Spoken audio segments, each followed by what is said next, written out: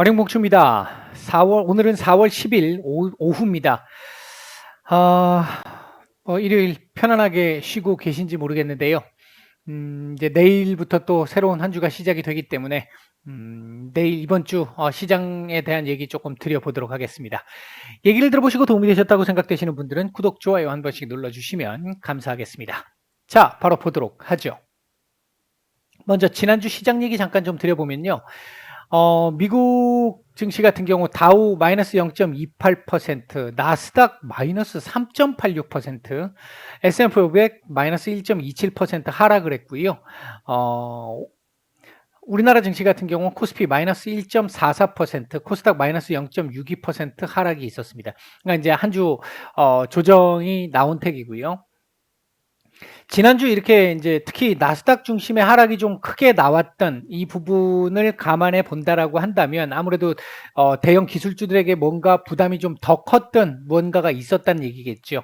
자, 일단은 경제 지표들 지난주에 발표됐던 내용들은 대체적으로 혼조세를 보였던 부분, 요즘 계속해서 경제 지표들이 혼조세를 보이고 있는데 이제 전반적으로 고용 관련된 지표들은 상당히 견조하게 나오고 있고요. 인플레이션 관련된 지표들은 계속해서 인플레이션이 지속되는 듯한 지표들이 계속해서 진행이 되고 있습니다. 이 부분이 지금 현재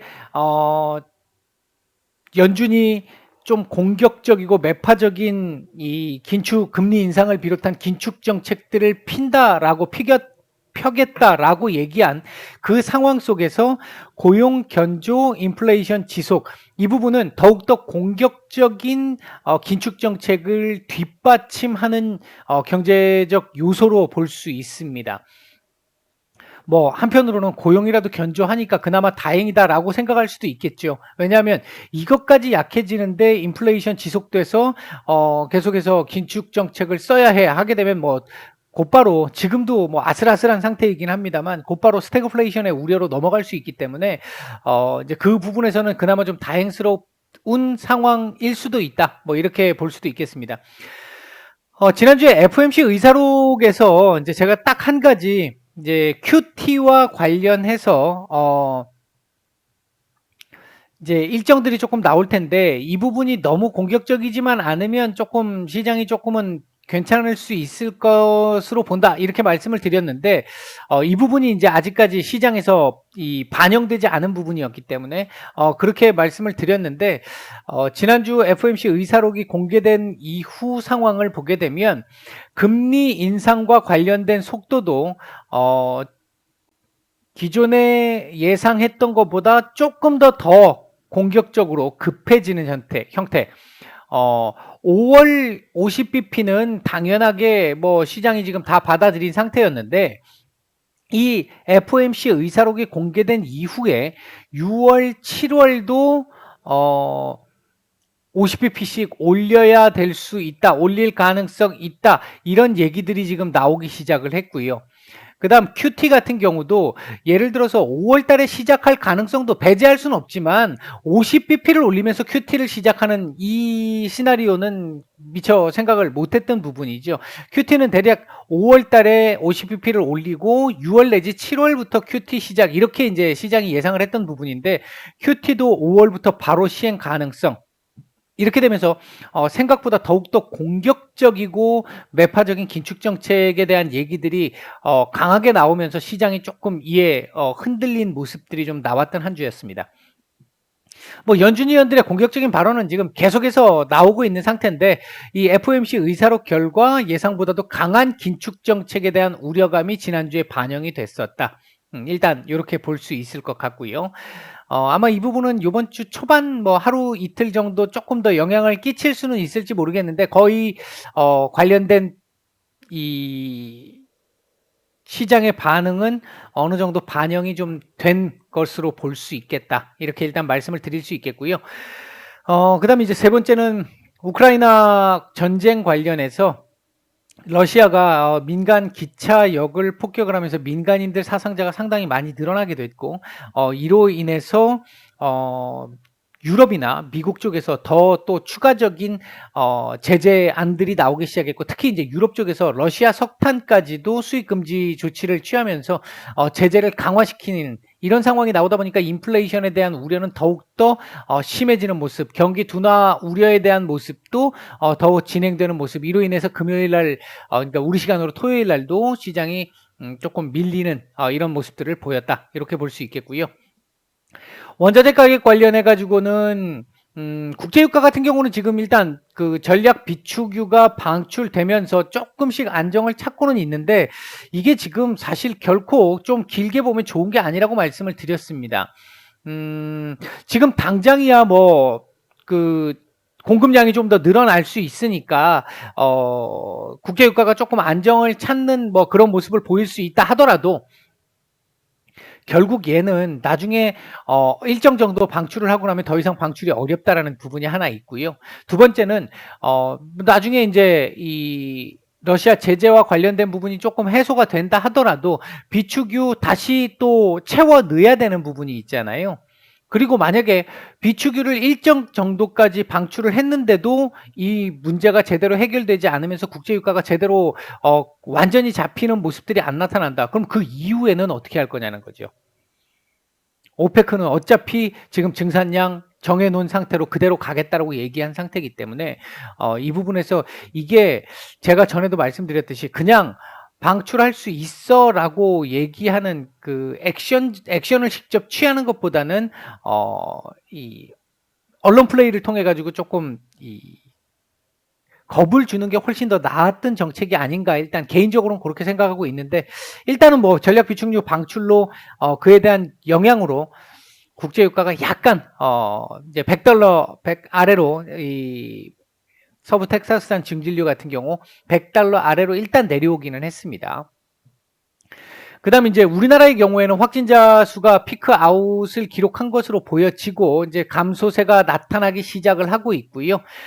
미국이나 유럽 쪽에서는 지금 새로운 변이가 나타나기 시작하면서 다시 확진자가 증가하고 있습니다. 이렇게 되면 우리나라도 나중에 또 새로운 변이의 영향이 또 있을 수도 있겠죠. 그리고 이제 엔데믹 전환 가능성 관련해 가지고는 아마 이번 주에도 또 추가적인 얘기가 조금 나올 수 있을 것 같은데, 일단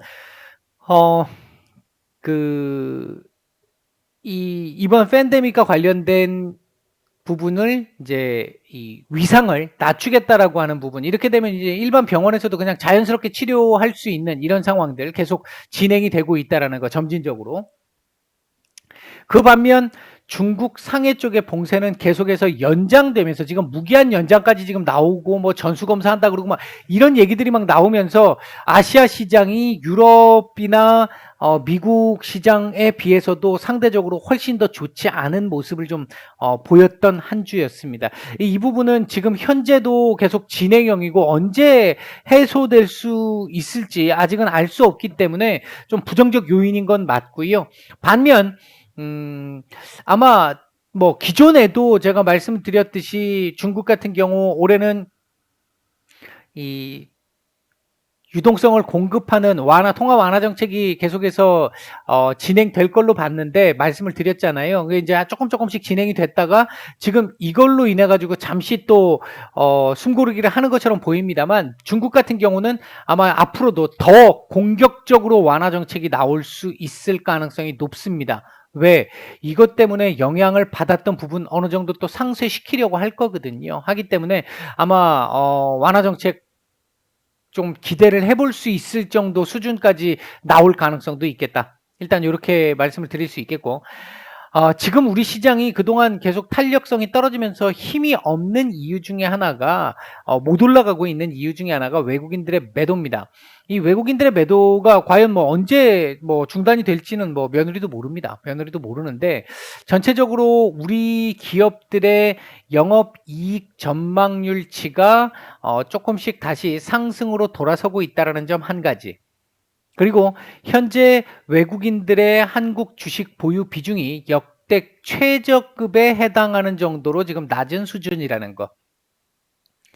그리고 세 번째는 지금 현재 우리 주가 지수가 PBR로 따지면 한 배에 딱 들어와 있습니다. 1배 정도 수준으로 들어와 있습니다. 1배 수준으로. 그렇기 때문에 하단은 확실히 좀 제한적일 것 같다. 이 속에서 외국인들이 이제 요런 부분, 그다음에 요 전쟁, 그리고 인플레이션과 관련된 부분, 요런 것들이 조금만이라도 이 완화되거나 조금 우호적인 얘기들이 좀 나오기 시작하는, 이 흐름이 조금 잡히기 시작하는 그 시점부터는 아마 외국인들의 공격적인 매수세가 조금 나올 가능성이 있고, 그렇게 됐을 경우에는 지수가 조금 강한 힘을 발휘할 가능성도 있겠다. 물론 이번 주라고 말씀드릴 수는 없습니다.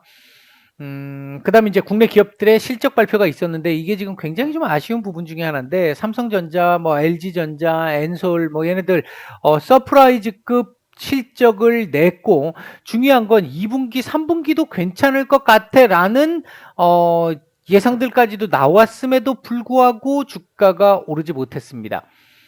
이 부분이 이렇게 하고 그냥 지나갈 부분은 아닐 텐데, 언제 이 부분이 또 이후에 반영이 될지, 그러니까 뒤늦게 다른 재료와 함께 묶어갖고 반영될 가능성도 좀 있고요. 아마 그럼에도 불구하고 이제 이번 주부터 발표되는 다른 기업들의 실적 발표, 얘네들은 조금 뭐 기대를 좀 해보고 싶은 바람이 좀 있습니다, 개인적으로. 자, 이번 주에 주목해야 될 이슈들은요, 뭐니 해도 경제지표 쪽에서의 3월 CPI입니다. 뭐 PPI도 있고요. 한데 특히 이제 CPI입니다. 연준이 현재 정책을 펴는 정책을 펴는 거에서 바라보고 있는 경제지표, 상당히 주목하고 바라보고 있는 경제지표가 CPI, 그다음 이 개인 소비 지출, PCE, 이런 애들이 가장 메인인데, 그 메인 중에 하나가 이제 이번 주에 발표가 되기 때문에 이 부분이 지금 뭐 현재 지난달에도 뭐 8%에 가깝게 나왔잖아요. 근데 이번 달은 8%를 넘길 걸로 보입니다.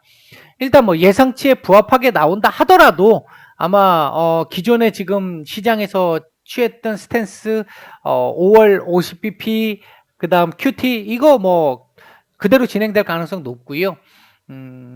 지금 현재 상황에서 그냥 그대로 반영되는 정도가 될 것 같습니다. 뭐 8.4, 8.5 정도 나온다 하더라도 사실 엄청나게 높은 거거든요. 일단 그렇게 보여지고요. 일단은 뭐 지금 현재 상태에서 CPI나 뭐 PC나 이런 것들이 우리가 예상하는 만큼 수치를 조금씩 낮춰주는 정도의, 안정화시켜주는 정도의 흐름을 나타내기에는 우크라이나 전쟁의 영향이 조금 지금 길게 진행이 되면서 그 여파가 좀 미치는 부분 때문에 쉽지는 않을 것 같기는 해요. 일단은요. 조금 이쪽에서 봐서는 좀 당장은 공격적인 연준의 정책 기조가 예상되는 부분이 있고요. 다만 계속 말씀드립니다만, 지금 당장 발등에 떨어진 불 때문에 연준이 더욱더 긴축과 관련된 부분을 강하게 얘기하고 있고, 강하게 실제 행동으로 옮길 가능성도 굉장히 높아진 건 맞는데요. 지금 현재 뭐 올 연말까지 내년에 그 나오는 예상들, 이 부분들은 제가 생각할 때 아마 하반기쯤 가면 다 바뀔 내용들이라고 생각합니다. 이게 지금 경제 지표가 이렇게, 인플레이션 지표들이 이렇게 높게 나오고 있는 이 부분이 공급망과 관련된 부분이 메인이라고 보고 있는데, 이 공급망과 관련된 부분이 글쎄요, 뭐 지금 중국 봉쇄 부분도 있고 우크라이나 전쟁과 관련된 부분, 러시아 제재 관련된 부분이 있기 때문에 단시일에 해결되기는 어렵겠습니다만, 일단 해결될 조짐이 보이기 시작하면서 피크 아웃만 찍기 시작하면 연준의 목소리 확실히 달라질 겁니다. 왜? 이대로 공격적으로, 예를 들어 지금 시장이 예상하는 대로 공격적으로 올해 말까지 계속해서 공격적인 긴축 정책을 폈다. 아마 내년 상반기부터 금리 인하 얘기 나올 수도 있습니다. 경기 침체 바로 올 수 있어요. 이렇게까지 급하게 가게 되면. 그렇기 때문에 아마도 상반기 이후 하반기 들어서게 되면 지금 예상하고 있는 하반기의 공격적 연준의 어떤 계획들, 이 예측들 이 부분은 상당히 완화된 쪽으로 바뀔 가능성이 높습니다. 일단 그렇게 보고 있고요. 당장은 지금 조금 이 경제 지표와 관련해 가지고 또는 인플레이션 지표와 관련해 가지고는 당장 개선될 기미를 보이기 어렵다라는 건 어쩔 수 없는 부분입니다. 시장이 그 부분 지금 일정 이상 반영이 된 상태고요. 그렇게 보실 수 있겠고, 그다음에 이제 두 번째는 실적 시즌 돌입하는데, 일단은 지난주 3전 LG전자 실적 발표한 이후에 별 반응은 사실 없었습니다만, 이번 주도 계속해서 이 기업들 실적 발표 있고요.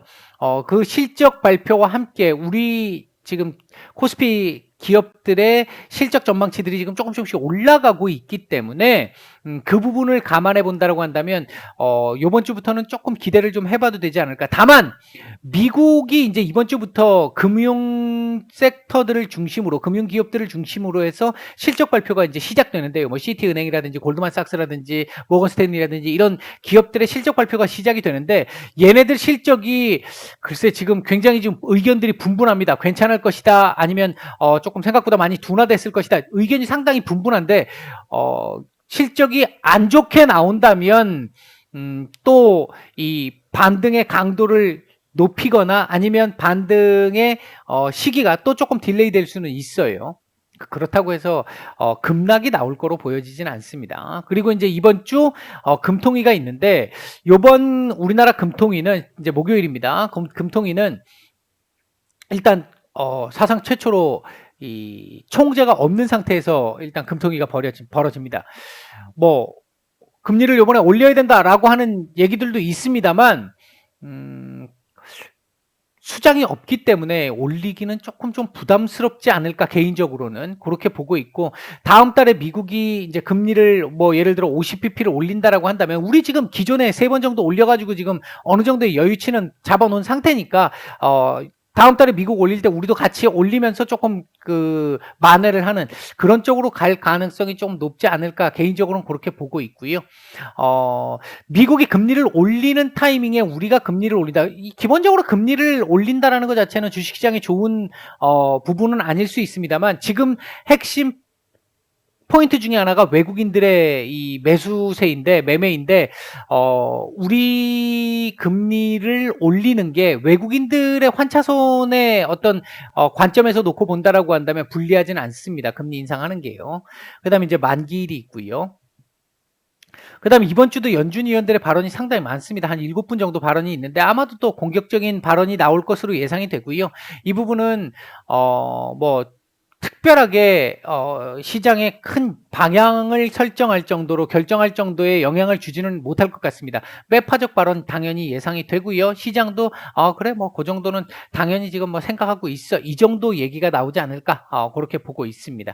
그다음에 이제 우러 전쟁과 관련해 가지고 지금 계속 이 러시아가 민간인 쪽으로 지금 방향을 틀고 동부 쪽으로 지금 방향을 틀기는 했는데 민간인 쪽에 지금 영향을 주고 있다 보니까 전쟁이 또 이상한 방향으로 지금 또 흘러가는 듯한 이 모습이 좀 있는데요. 글쎄요, 일단 제가 보는 시각에서 푸틴이 이게 이제 공산주의 국가들의 상당히 큰 공통점 중에 하나인데요. 시진핑 역시 마찬가지고 그다음에 이 김정은도 역시 마찬가지고요. 양면 전술을 쓰는 경우가 있는 반면에 이제 예를 들어서 말로는 A를 얘기해 놓고 속으로 뒤로 B를 하는 이런 경우들도 많이 뭐 이건 아주 흔하게 있잖아요.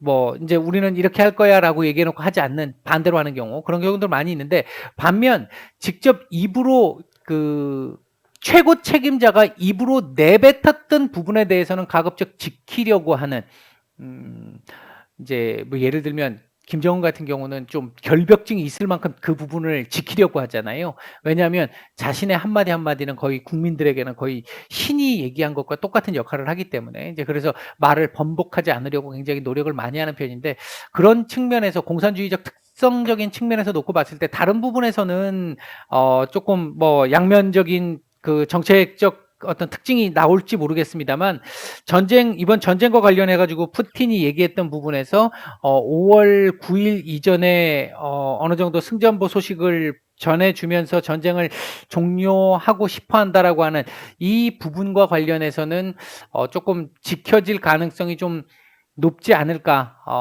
러시아 입장에서도 현재 상태에서 여력이 많은 것도 아니고요. 일단은 지금 현재 점점 전쟁 종료를 위한 어떤 썩은 물을 지금 만들고 있잖아요.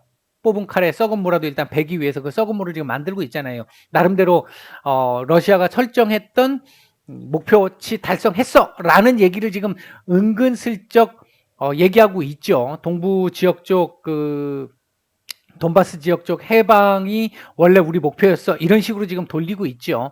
그리고 이제 크렘린궁에서 지난주에 얘기했던 부분들 감안해 본다라고 한다면, 뭐 예상하기는 아주 어렵기는 하겠습니다만 서서히 조금씩 뭔가 좀 보이는, 이 끝이 보이는 어떤 실마리를 좀 찾아볼 수 있는 한 주가 됐으면 좋긴 하겠습니다. 일단 개인적으로 생각할 때는 5월 9일 이전, 고전에 어느 정도 이 윤곽을 좀 잡고 정리가 좀 되기를 기대를 하고 있습니다. 자, 이번 주 이제 레인지를 보게 되면요. 코스피는 2670, 뭐 장중 살짝 이탈이 나올지는 모르겠습니다만 일단 저점은 2670, 지난주에 2700에서 지금 마감을 했는데 확실히 끄집어 올리고 마감하지 못했죠.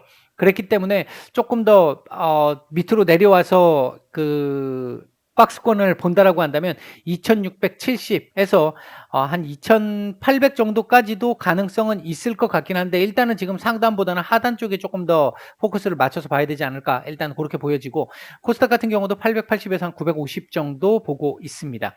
이번 주 키워드는 미국의 CPI, 뭐 중국도 있습니다만 일단 미국의 CPI 그리고 실적 그리고 외국인 이 부분이 일단 이번 주 가장 핵심적인 키워드가 되지 않을까 일단 보고 있고요.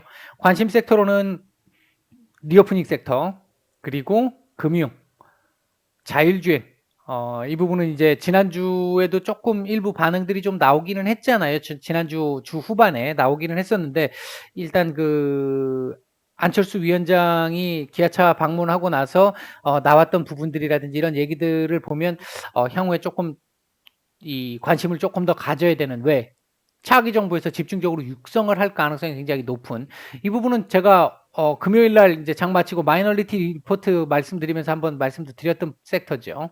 그다음에 이제 가격 전가가 가능한 음식료 섹터들, 일부 소비재 섹터들 있잖아요. 가격 전가가 가능한 소비재 sek터들. 제가 음식료만 말씀을 드렸습니다만 그 외에도 이제 소비재 관련 섹터들도 조금 관심을 좀 가져볼 만한 구간쯤에 와 있는 것이 아닌가. 일단 그렇게 보여집니다. 네, 이번 주 예상 말씀은 요 정도 드리고 마치겠습니다. 남은 휴일 잘 마무리하시고 내일 뵙도록 하겠습니다. 마치겠습니다.